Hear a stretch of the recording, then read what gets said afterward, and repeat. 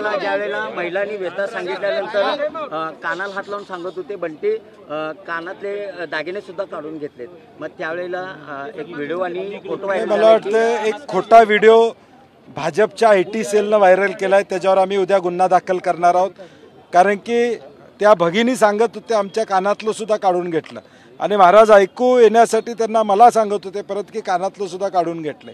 आणि ह्याचा विपर्यास करून जो खोटा पद्धतीनं त्या ठिकाणी देश पातळीवर केलेला आहे, ट्विटरवर असेल, सोशल मीडियावर, त्याच्यावर आम्ही रितसर गुन्हा दाखल करणार. नाही, मला वाटतं आम्हाला आलेलं प्रसारमाध्यमातूनच कळालं. खासदार आदरणीय शाहू महाराज आहेत, आम्ही आमदार आहोत. एखादी लोकप्रतिनिधींच्यावर बैठक घेतली असती तर आम्हाला कळालं असतं नेमकं शासनाची भूमिका काय आहे. आम्ही तिथं जाऊन आलेलो आहे, आमच्या व्यथा काय आहेत, आमच्या अँगलनं आम्ही जे बघितलेलं आहे आम्हाला माहीतच नाही ते आलेले, ते प्रसारमाध्यमातूनच कळालेलं आहे आम्हाला.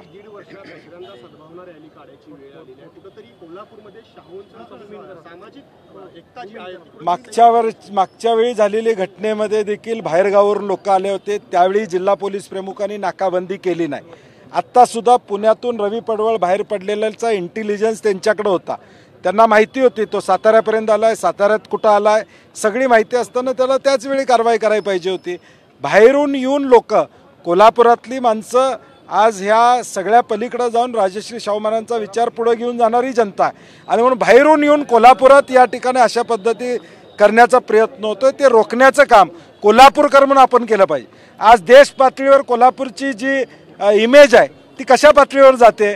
आज रोजगाराचे प्रश्न महत्त्वाचे आहेत, उद्योग व्यवसाय इथं आले पाहिजेत, हे महत्त्वाचं आहे का. कोल्हापूरची इमेज ही राष्ट्र पातळीवर आणि जागतिक पातळीवर हे घेऊन जाणं उद्याच्या भविष्य काळात आम्हाला ते परवडणार नाही. शाहू महाराजांनी कोल्हापूरकरांना बदनाम करण्याचा डाव आखला जातोय का? नाही, 100% राजश्री शाहू महाराजांच्या भूमीमध्येच हे सातत्यानं घडतंय.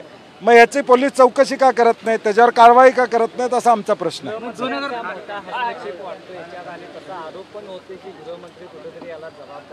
नाही, गृहमंत्री म्हणून त्यांनी जबाबदारी घ्यायला पाहिजे की हे का घडतंय. ह्या सगळा इंटेलिजन्स असताना त्याच्यावर कारवाई का झाली नाही. 144 कलम असताना लोकांना सोडलं का गेलं. गजापूर गावातल्या लोकांनी 3 दिवस आधी तिथल्या स्थानिक पोलीस स्टेशनला सांगितलं होतं की अशी घटना म्हणजे अशा मॉब येणार आहे, अशा वेळी आमच्या गावाला प्रोटेक्शन द्या म्हणून त्यांनी मागणी केली होती. ते प्रोटेक्शन का दिलं गेलं नाही, ह्या सगळ्याची उत्तरं आम्हाला गृहमंत्र्यांच्याकडून अभिप्रेत आहेत.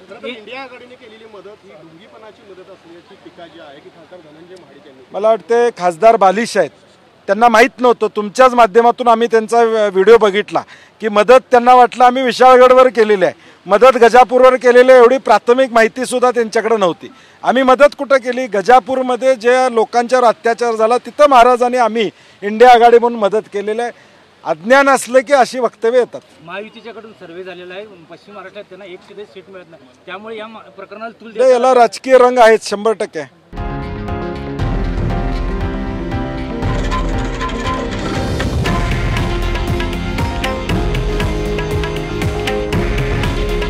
हे आहे देशातील नंबर 1 न्यूज नेटवर्क आणि आपण पाहत आहात TV9 मराठी.